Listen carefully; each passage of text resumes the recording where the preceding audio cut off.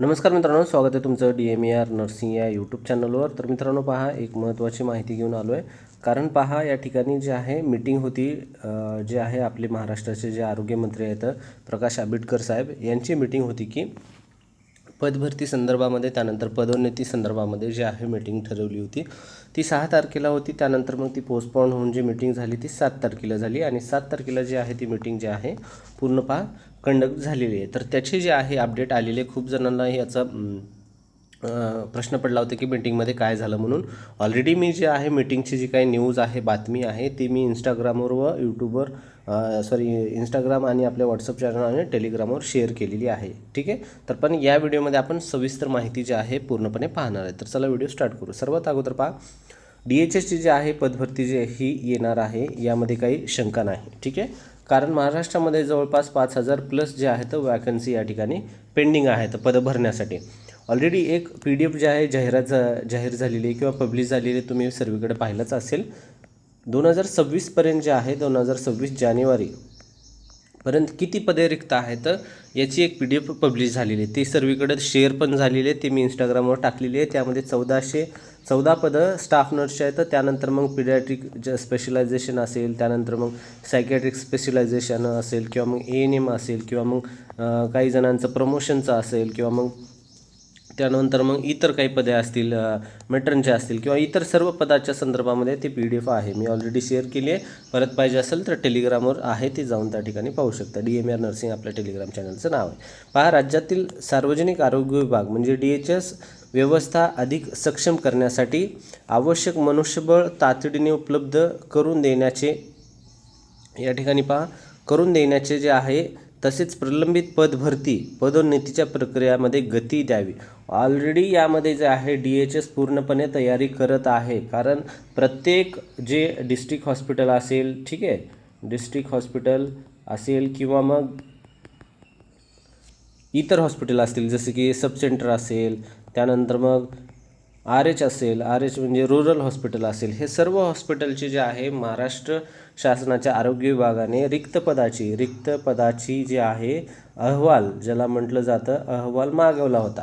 रिक्त पदे किती आहेत महाराष्ट्रामध्ये सर्व जे आहे आरोग्य विभागामध्ये, तर ते किती आहेत, ते सर्व कितीमधले जे आहे एकूण त्यांच्याकडे पाठपुरावा करून मागून घेण्यात आला होता. त्यामध्ये पहा, ती माहिती पण पब्लिश झालेली, किती पदे आहेत.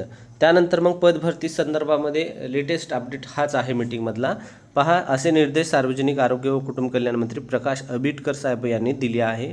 आरोग्य भवन येथे आयोजित बैठकीत त्यांनी आस्थापनाविषयक विविध बाबींचा सविस्तर आढावा घेतला. त्यानंतर विभागाचे कामकाज अधिक गतिमान, आता विभागाचं कामकाज म्हणजे बऱ्याच ठिकाणी जे आहेत, जे बिल्डिंग्स आहेत, हे जे बऱ्याच ठिकाणचे बिल्डिंग्स आहेत हे कंप्लीट झाले नाही आहेत. बऱ्याच ठिकाणची बिल्डिंग जे आहेत अर्धवट आहे. तर ते किती प्रकारचे झाले, तर किती पर्सेंटेजमध्ये झाले. तर त्यानंतर पारदर्शक आणि परिणामकारक करण्यावर त्यांनी भर दिला पाहिजे, असं आरोग्य विभागाचं त्यांचं म्हणणं आहे. त्यानंतर विभागाच्या कामकाजाचा थेट परिणाम सर्वसामान्य नागरिकांच्या आरोग्यसेवेवर होत असल्याने कोणत्याही स्तरावरील दिरंगाई खपून घेतली जाणार नाही, असं त्यांनी सांगितले, स्पष्ट केले. प्रशासनातील निर्णय प्रक्रिया अधिक वेगवान करून नागरिकांना वेळेत आणि दर्जेदार आरोग्यसेवा मिळावी, असं त्यांचं म्हणणं आहे.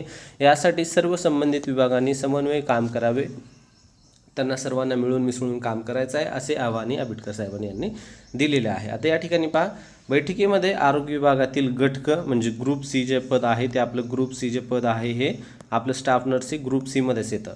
ठीक आहे. त्यानंतर गट D जे आहे, ग्रुप D मधलं जे पद असतात, जे ग्रुप D मध्ये. त्यानंतर संवर्गातील नवीन पदभरची सद्यस्थिती त्यांनी त्या ठिकाणी जाणून घेतलेली आहे. तसेच विविध संवर्गातील रिक्त पदाचा आढावा पण त्या ठिकाणी त्यांनी घेतलेला आहे. आवश्यकतेनुसार मनुष्यबळ उपलब्ध करून देण्यासाठी तातडीने कारवाई करावी, अशा सूचना त्यांनी अधिकाऱ्याला दिलेल्या आहेत. आता पहा, या ठिकाणी जे असते आरोग्य भरती, आपलं आरोग्यमंत्री साहेब जे आहेत प्रकाश आंबेडकर साहेब, यांनी फक्त निर्देश देतात, यांनी फक्त माहिती देतात, यांनी सांगतात की बाबा आपल्याला माहिती ही जी आहे पदभरती करायची आहे. मग जे आहे बाकीचं सर्व काम जे असतं, हे सर्व काम त्यांचे अधिकारी करत असतात. ठीक आहे.